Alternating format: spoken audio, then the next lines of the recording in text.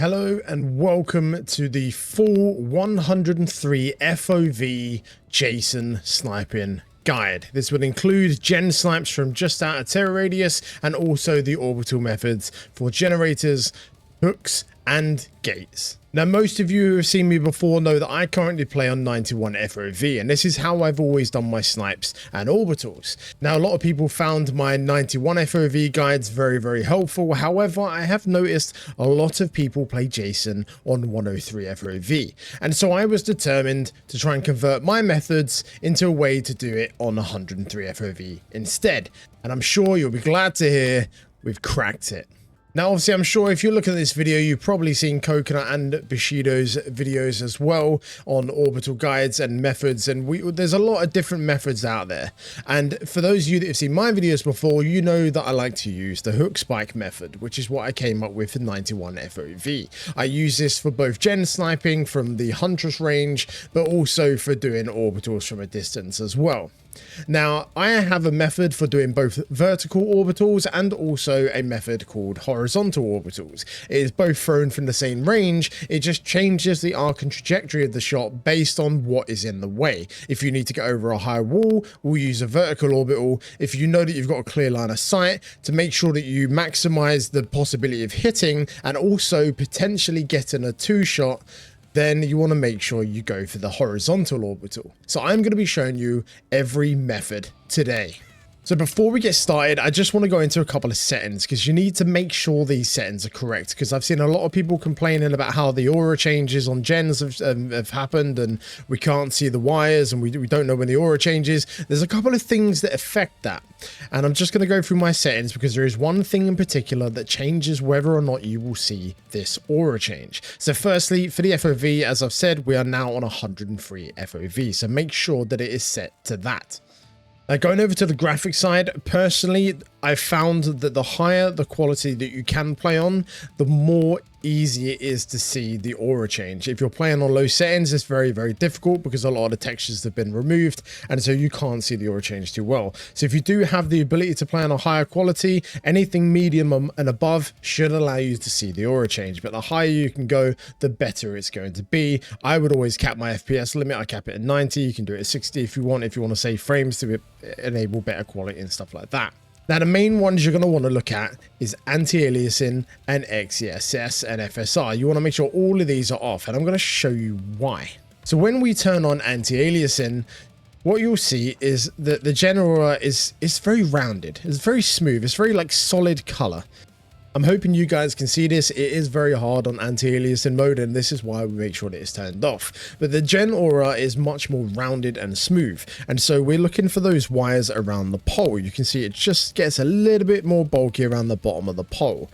Now, on anti-aliasing, these textures are sort of smoothed out and the rough edges are removed, and so it makes it a little bit harder to see. So let me just turn off anti-aliasing again, and I'll show you the difference. So now that we have anti-aliasing off, you can see that the gen aura is so much more obvious.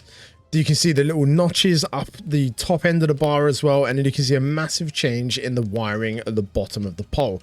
That's what you're going to look for. That is the distance we used to throw out for Huntress on 92 FOV or 91. Now we can do it with Jason on 103. So when you get to this distance, and bear in mind, if we look at Dwight, he has no heartbeat. I am still out of terror radius. People will not know this is coming. This looks very close when you look from Jason's perspective. It's not. He is still out of terror radius. They still will not know that you're throwing it. And so I'm going to show you how we line this up. So I'm just going to place the Dwight onto the gen on this location here for a minute, and then switch back to my Jason. Bear with me because I have a lot of windows open. So we switch back to Jason. So you can see we're at this distance here where we've got that aura change when the gen is worked on. If this does not happen, it means that someone's not working on the gen. This only happens when the gen has been worked on. So if a gen has not been touched by any survivor, this aura change will not occur. So no matter how close you get, you will still get this thin aura like this. This also helps to be able to snipe gens that you haven't otherwise seen an aura on. If you see that the aura changes on the generator, you know there's probably a survivor either there now or there was one there before. And so to do this out of terror radius generator snipe, you want to come to the point where the generator aura just changes and gets a little bit thicker at the bottom of the pole. Once you're there, I'm obviously going to get out of the way so I've got nothing in where the line of sight. What you want to do is bring up your hook spike, and you can see that you've got the aura of the generator lights. The height that you want to hold your spear, specifically the hook spike, bear in mind this doesn't necessarily work with junk piles, but once you get used to the height you'll be able to throw it the same. But the tip of the hook spike you can see lines up just in line with the top of the lights, and that is the height at which you want to throw it. So if we stand to the side here and then throw, you can see we hit Dwight head on. This can land on all sides of the gen. Because it's a horizontal throw, it will hit both the side facing you and either side to the right or left of it. You can hit the rear side of the gen, but you will have to be stood at an angle, so you can just sneak it past the pixel of their hitbox to sticks out from the side of the gen. Next, let's move on to the generator orbitals. And so to line up the generator orbitals, we're going to be looking at it in two parts. First, we're going to look at the vertical orbital that we all know and love, and then we're going to be looking at the new horizontal orbital. Which one you use will change depending on whether you need to go over a wall or an object, or whether you have a clear line of sight. So to line this up, again, you're going to use our hook spike method that I used before. So if we look at the hook spike now, we can see that we've got these two pieces of rebar that we used to use for the generator orbitals anyway. So again, we're going to be lining up this top part of this rebar, this top corner here, and then also the bottom corner of this rebar here. We want that to line up with the bottom and the top of the gen respectively. So you can see if we line this up now and put the bottom one in line with the bottom of the generator, we can see that it's not quite there. We're too close. The top part of the rebar is not quite there. So we're going to come further back to around about here. And if we line up the bottom corner of the rebar now with the bottom corner of the gen, bearing in mind that we are only paying attention to either the top part of the animation or the bottom part of the animation, because it does bounce up and down and you don't want to get confused. So either pay attention to the bottom part of it or the top part of it. So at the bottom now, the bottom corner of that rebar is in line with the gen, and then when it's at the bottom now, the top part is in line with the top of the lights. So now we just want to centralize where we're trying to throw it, which side of the gen we want to aim at, and then we're just going to look straight up, all the way up, and throw.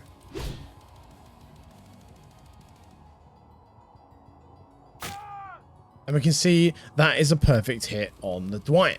So that is how I now line up my orbitals on generators. Next, we're going to be looking at the horizontal orbital. And so next, we're going to look at the horizontal orbital. Now, these are a little bit more difficult to line up, but as long as you have the distance down, you have a higher probability of hitting, because you're now aiming at the vertical hitbox of the survivor rather than the one that is top down. So the hitbox is a little bit bigger, means you have a little bit more room for error.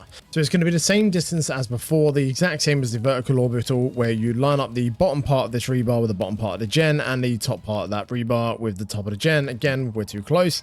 So it's roughly around about here. And we're going to line up that bottom part of the rebar again with the bottom of the gen.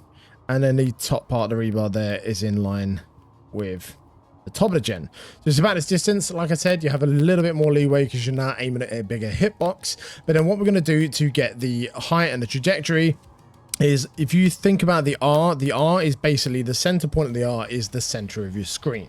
So you can line that up with where the survivor is, whether it's the left side or the right side. So if we just quickly put the Dwight over on the gen where we want to aim, which is on this side, and then switch back to Jason. So we're going to aim where the R is. That is going to be roughly where Dwight is on top of the R, but we want to bring the text down a little bit so that it's roughly about this far away from the gen. So you could probably fit another generator body between the existing generator and the R itself. Now, just to bear in mind the size of the text, just so that you guys have got the same stuff as me. The accessibility, you want to make sure that in-game text is large text is turned on, and that then also in the UI and HUD, the in-game HUD scale is at 100%. You can copy these if you want, just to make sure it's exactly identical. Skill check scales at 85 and UI scales 90%, but the only one really that affects it is the in-game HUD. So as long as that's at 100% and that in the accessibility options, in-game text, large text is turned on, you'll have the right size text. So like I said, we're going to aim in and put the R below where we want the Dwight, where we believe the Dwight is, and we're going to move it to roughly just below.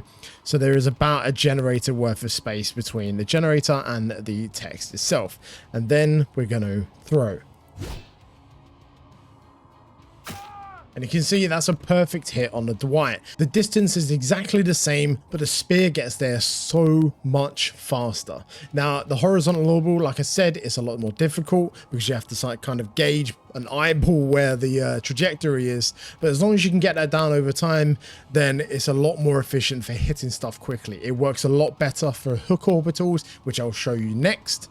But for generator orbitals, if you are worried that the generator is nearly complete, you can get that spear there faster. Just got to make sure that you have clear line of sight and there's no high walls or anything blocking the way. The trajectory is already quite high anyway, but it just won't go over walls that are close to them, the same as the vertical orbital will. So next, we're going to look at hook orbitals. Okay, and so for hook orbitals, the way we can line them up is obviously when we put someone on hook, we'll use the walkaway mechanic, which is you go into power and you count 5.5 animation swings of the pole on the left-hand side. This is, Coconut and Vishuda use this method to walk away, and this gives you the rough distance. But let me show you how to get the exact distance. So it's going to be around here. So we're going to line it up using the top corner of this rebar here, and then also the tip of the spear. Now we want the tip of the spear to be at the bottom of the aura of the hook, and then the tip of this corner of the rebar wants to be in line with the top of the hook. So we're not quite there at the minute. So we're going to go roughly right about here. You can see it's with the bottom of the aura now, and then it lines up roughly with the top of the hook. So what I'm going to do is I'm going to get PO here to unhook, and then we're going to throw the vertical orbital first, and then we'll show you the horizontal. Right, yeah, if you can pull, please, PO. Okay, so PO's now just going to pull them. Now we're just going to line up so that we're in line with them. And we're going to look straight up and through.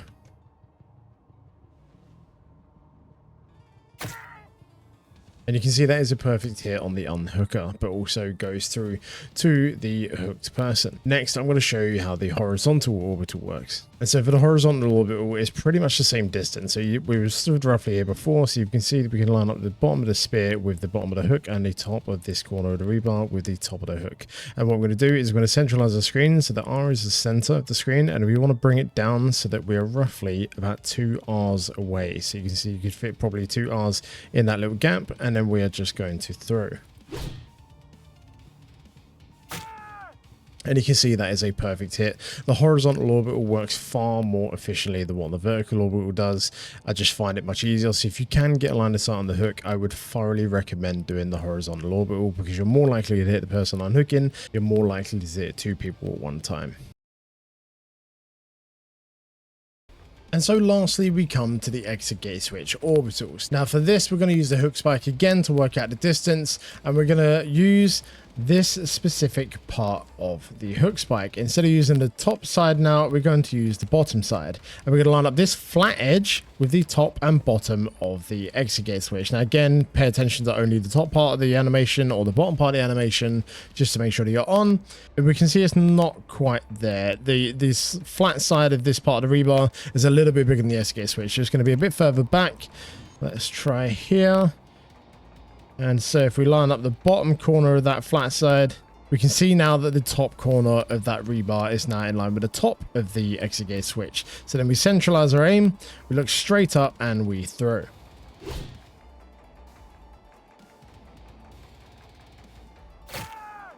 And we can see that's a perfect hit on the Dwight. Now again, it's very pixel perfect, so it's very, very difficult. Exit gate switches are probably the hardest ones because the aura is so small and it has to be absolutely pixel perfect. So my suggested alternative: vertical orbitals are much, much harder to hit. And so with exit gates, if you can and you can get good line of sight, try to prioritize the horizontal orbitals instead. They are more likely to hit. You have much more hitbox to hit. So if you get a little bit of difference in that pixel, then you are still more likely to hit it than what you are if you throw a vertical. So to do the horizontal orbital on exit gates, we're going to go for the same distance again. Again, lining up that side, that flat side with the exit gate switch, top and bottom, and it is roughly around, okay? It's roughly around here. It's not exactly perfect, but we'll run with it, okay? And so to get a trajectory on these ones, you want to get it so that you've got the R again as the central point of the screen. You want to line that up with the bottom of the exit gate switch, and then bring it down so you could probably fit around about 2 Rs in between the existing R and the bottom of the exit gate switch. So roughly around about there, and then we just throw. And we can see it's pinpoint accurate, it gets there far quicker, and it is much more reliable than the vertical. So this is definitely the one to go for the exit gate switches, just because the verticals are so pinpoint accurate, and it is a very small target to aim for. So if you can get line of sight, the horizontal orbital is for you. I hope you have found this guide helpful. Now we have two different orbital methods. Those of you that prefer the 91 FOV method, you can go and check out my other guide for that version. But now we also have the 103 FOV orbital method as well. Now we have that for the gen snipes from the aura range, where the aura changes. We have the horizontal and vertical orbitals on the generators. We have the horizontal and vertical orbitals on the hooks, and also the horizontal and vertical orbitals on the exit gate switches. Like I said, for the generators, it's going to be down to whether there's a wall in front or not. If there is a wall very close to the generator, you want to use the vertical. If you've got good line of sight, then you can use the horizontal. With the hook ones, verticals will work, but the horizontals, in my opinion, if you can get line of sight, are much better, because you're more likely to hit the target, and then you can also get a skewer through both survivors. When it comes to the exit gate switches, I would definitely prefer the horizontal orbital over the vertical, because it is just so hard to hit the verticals and the exit gate switches. You get a much better target area if you're throwing the horizontals. It's just down to line of sight. You can have a quick look at the exit gate switch and then work your way out and see if you've got that line of sight as you're traveling away from it. But I hope you found this guide helpful. If you have, please consider dropping a like and subscribe to the YouTube, or follow me on TikTok for more tutorials, guides, and other video compilations for Jason. I pretty much dedicate all my time now to playing Jason, so if you do enjoy it and you enjoy the snipes and the orbitals and some chill gameplay where we don't really care about winning or losing, feel free to stop by and catch me on Twitch sometime. But aside from that, I hope you all have a fantastic day, and I will see you in the next one. The fog will call again, and when it does, I'll be waiting.